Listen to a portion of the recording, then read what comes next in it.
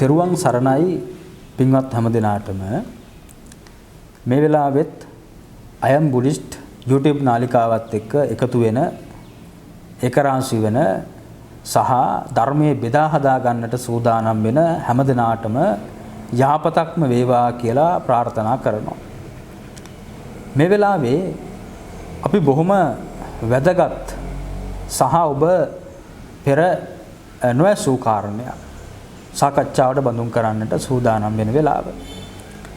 භාග්‍යතුන් වහන්සේ මෛත්‍රී භාවනාවේ ආනිසංස දේශනා කරන තැන හරි ලස්සන ආනිසංසයක් දේශනා කරනවා න පාපකං සුපිනං පස්සති කියලා.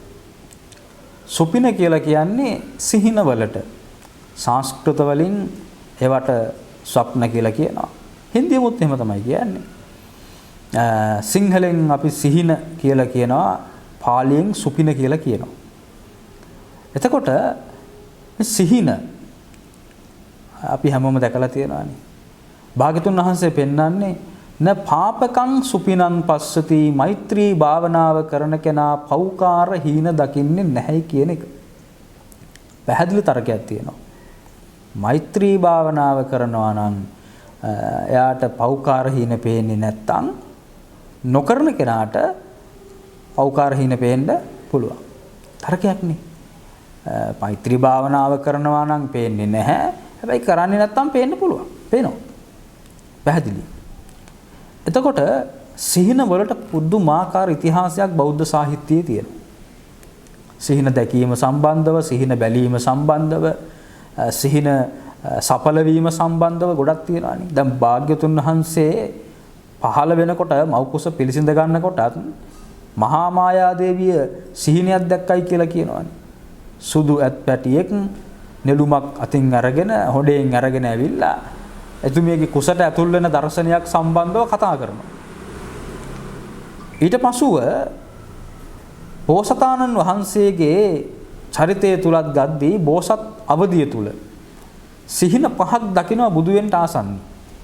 ඒ සිහින පහ මහා සුපින සූත්‍රය තුල බොහෝම ලස්සනට විග්‍රහ කරනවා. මම එකට වෙලාව ගන්නේ නැහැ මේ වෙලාවේ. එකක් තමයි බෝසතාණන් වහන්සේ සතපිලා ඉන්නකොට මහා පොළව සයනයක් වෙනවා. ඊට පස්සේ හිමාලය කොට්ටේ විදිහට භාවිතා වෙනවා.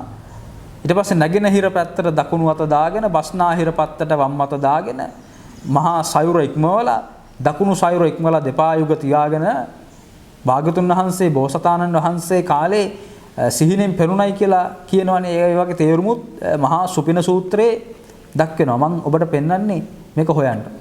මහා සුපින සූත්‍රයේ කොහොමද සිහින පහක් ගැන විස්තර වෙන්නේ. ඇත්තටම තව සිහින ගැන එනවා කොසල් රජතුමාගේ සිහින 16. මේක හරිම ජනප්‍රිය ප්‍රසිද්ධ අද නූතනය තුල බොහෝ සෙයින් කතා කරන දෙයක් වෙලා තියෙනවානේ. ඒ සිහින 16ම අද පේන්නේ. ඒ සිහින 16ම අද මේ සමාජය තුල ක්‍රියාත්මක වෙන්නේ. මිනිස්සු හැසිරෙන්නේ සිහින 16ට අනුකූලවද? ඒ වගේ දෙයක් තියෙනවානේ. අතර මේ සිහින 16ත් කියවීමට ලක්කල යුතු, ਵਿਚාරයට, විමර්ශනයට ලක්කල යුතු නූතනය තුල අවධානය යොමු කරන්නම ඕන කාරණා. මොකද දේශපාලනය තුල, ආගම තුල, සමාජය තුල, මිනිසුන්ගේ තිබෙන ශරීරය තුල, සිත තුල ක්‍රියාත්මක වෙන්නේ සිහින 16 තියෙන කාරණාමයි. කොසල් රජුගේ සිහින 16 හරිම ප්‍රසිද්ධයි. එතකොට මේ සිහින ඇත්තටම ඇයි පෙනෙන්නේ? අපි කතා කරන්නේ ඒ ගැන පුංචි විමර්ශනයක්, පුංචි දැනුමක් ඔබට ලබා දෙන්න.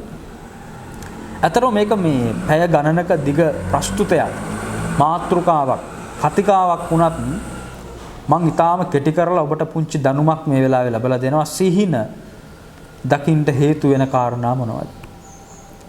එකක් තමයි ධාතුක්කෝහන කියලා කියන්නේ. ධාතුක්කෝහන කියලා කියන්නේ ධාතු කිපීම. එහෙම නැත්නම් වාතය පිත සෙම, වාපිත් සෙම් කිපීම. වාතය අධික වීම, සෙම අධික වීම, පිත අධික වීම, නැත්නම් මේ තුනම අධික වෙලා බලපෑම් ඇතිවීම නිසා සිහින පේන්න පුළුවන් කියලා සාහිත්‍යය හම්බ වෙනවා.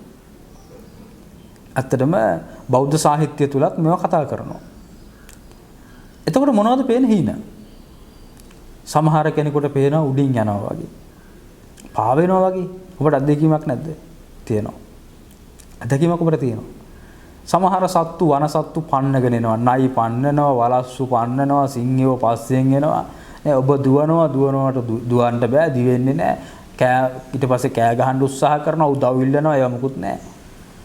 ඒවා සමහර ඒවා පේන්නේ ඇත්තටම වාතය පිත සෙම කිපුණාම.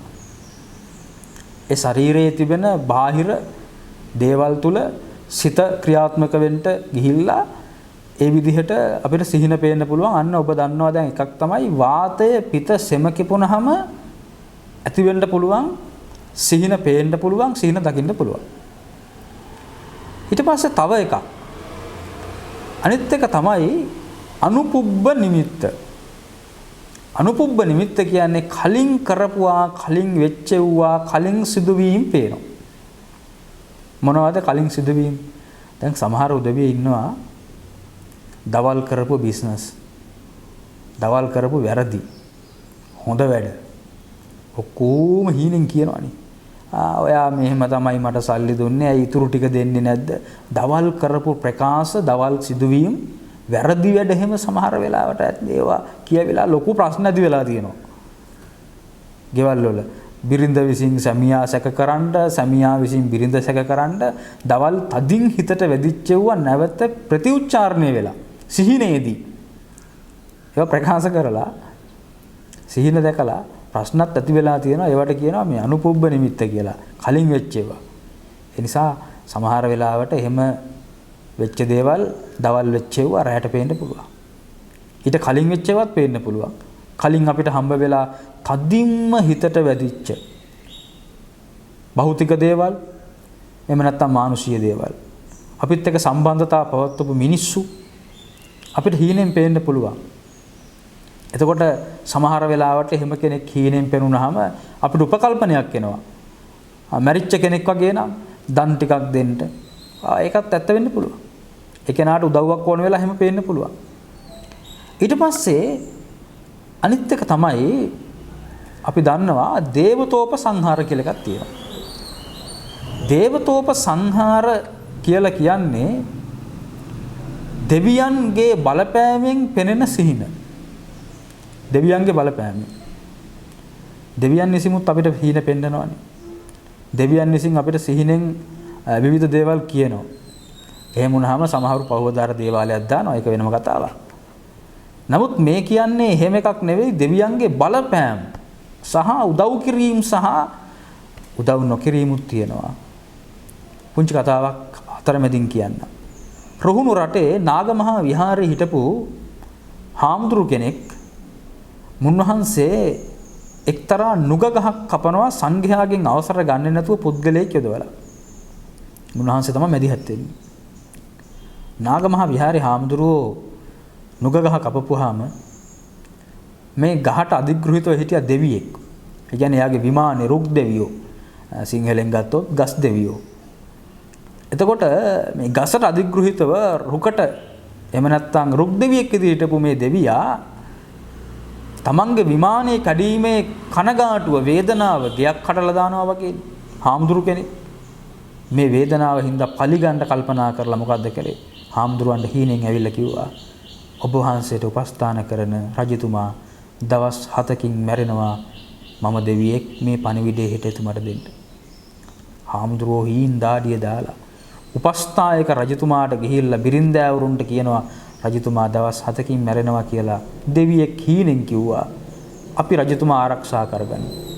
අගබිසව සෙසු අන්තපුරි ස්ත්‍රීන්, රටවැසියෝ, රජ ගෙදර අය දුකටපත් වෙලා රජතුමාව රැක බලා ගන්නවා, උපස්ථාන කරනවා. රජතුමාත් අඬනවා මේක දැනගෙන. දවස් 7යි ජීවත් වෙන්නේ, මැරුන්නේ නැහැ.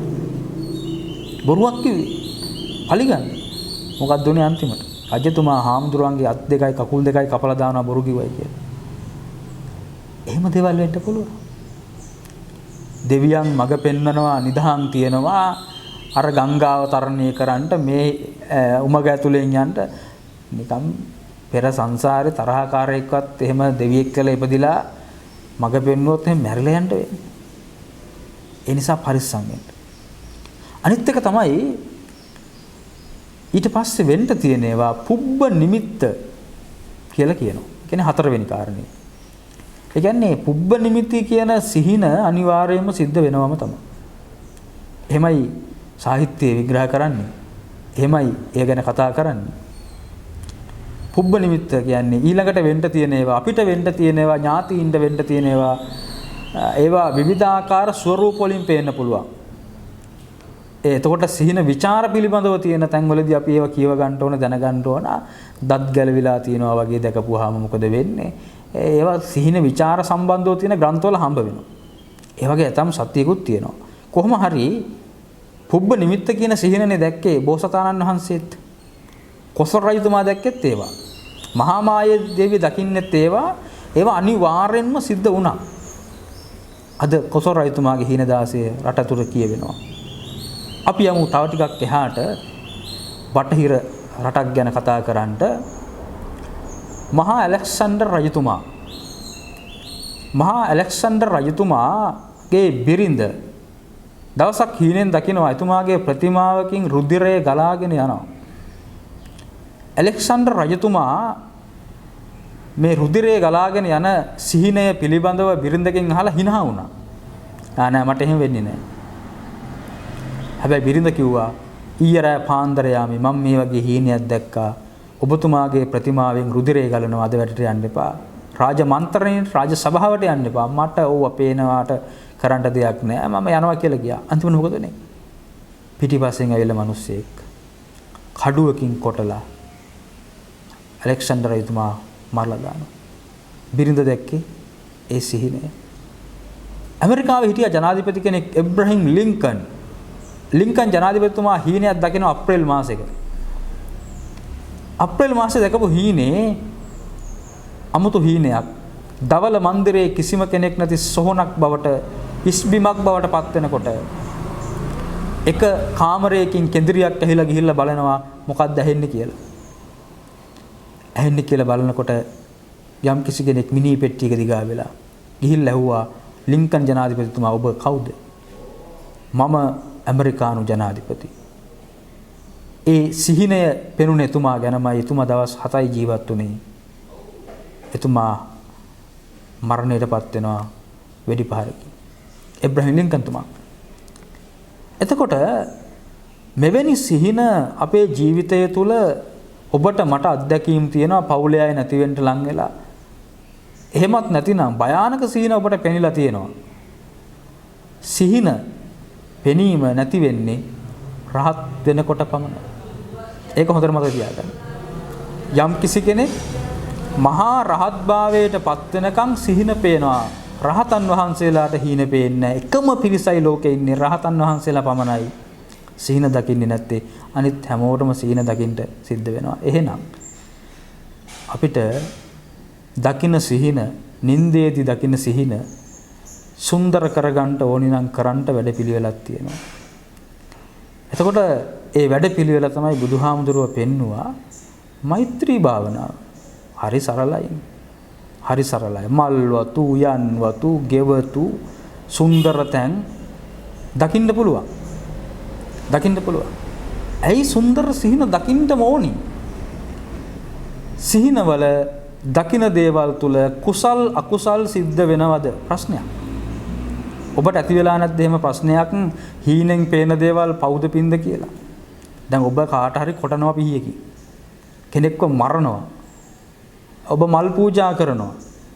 දාගැබක් වඳිනවා. මහා පින්කමක් කරනවා. ඔබට හිතිලා නැද්ද මේ වගේ පව් සිද්ධ වෙනවද පින් සිද්ධ වෙනවද කියලා? ඇත්තටම මේ වගේ විපාක තියෙනවා. ප්‍රතිසන්දි විපාක නෙවෙයි, ප්‍රවෘත්ති විපාක. ප්‍රතිසන්දියෙන් පස්සේ විපාක දෙන දේවල්. එතකොට අකුසලයක් ප්‍රතිසන්දි විපාක වෙන්නේ නැහැ, ඒක බලවත් නොවන නිසා. හැබැයි ප්‍රවෘත්තිය පිණිස බලපානවා.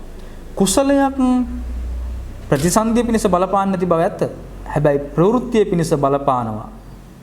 ඒ නිසා සුබ සිහින දකින්න නම්, යහපත් සිහින දකින්න නම්, සුන්දර සිහින දකින්න නම් කල යුත්තක් තියෙනවා. මෛත්‍රී භාවනාවේ නිරත වීම. දැන් ඔබට මතකයි අපි සිහින ගැන කතා කළේ මෛත්‍රී භාවනාවේ ආනිසංශයක් විග්‍රහ කිරීම සඳහා. ඒ නිසා අද දවසේ මේ ධර්මානුශාසනාව මේ සිහින සම්බන්ධව කතා කරපු දේ, සිහින සම්බන්ධව අපි පුංචි හැඳින්වීමක් විග්‍රහයක් කරපු දේ ඔබේ මෙත් සිත දියුණු කරන්නට හේතු වෙන්න අවශ්‍ය කරන දෙයක්. මොකද මෛත්‍රී භාවනාවට පළඟක් බඳින්න, කැලේට යන්න, එහෙම නැත්නම් භාවනා මධ්‍යස්ථානයකට යන්න ඕනිම නැහැ. නිසින්නෝවා, සයානෝවා, ඉඳගෙන ඉන්නකොට හෝ නිදා ගන්නකොට හෝ ගමන් කරනකොට හෝ ඕනම කාර්යයක් ඔබ සිද්ධ කරනකොට මෛත්‍රිය සිත වඩන්න පුළුවන්. මෙත් සිතුවිලි අහසට, පොළවට, දස දිශාවට, සිව් දිශාවට සියලුම ප්‍රාණීන්ට එක සමව වඩන්න පුළුවන්. ඒක ඔබේ මෙලොව පරලොව දියුණුවට හේතු වෙන දෙයක්. ඒ නිසා අදත් මේ අනුශාසනාව කරන්න, මේ විග්‍රහය කරන්න, මේ ධර්ම දාණය ඔබට ලබා දෙන්නට දායකත්වයේ සපයපු පිරිසක් ගැන සිහිපත් කරමින්ම මේ හමාර කරන්නට සූදානම් වෙන්නේ. අද මේ සාකච්ඡාවට, මේ ධර්ම දාණයට දායකත්වයේ සපයන්නේ ප්‍රංශයේ පදිංචි කල්ප චතුරංග මහත්මයා. ඉතින් එතුමාව සිහිපත් කරනවා බොහොම ආදරයෙන් යුක්තව මේ පින්කමට දායකත්වයේ සැපීම සම්බන්ධව. එතුමා කරන රැකී ආරක්ෂා කටයුතු, ඒ කරන අධ්‍යාපනය, වෙලහෙළඳා, මේ සියලුම කටයුතු, එතුමාගේ පවුලේ උදවිය කරන සියලු කටයුතු දියුණු කරගන්නට මේ ලබා දෙන්නා වූ දායකත්වයන් හේතු වේවා, වාසනාව වේවා කියලා එතුමාට ආශිර්වාද කරනවා. අපි ඔබටත් ආශිර්වාද කරනවා. මේ දහම් පණිවිඩය ශ්‍රවණය කරපු ඔබටත් යහපතින් යහපතම සිද්ධ වේවා.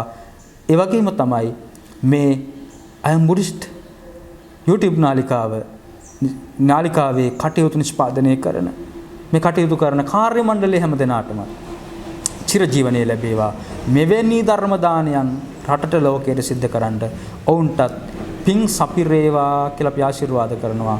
හැම දිනාටම සම්මා සම්බුදු සරණයි.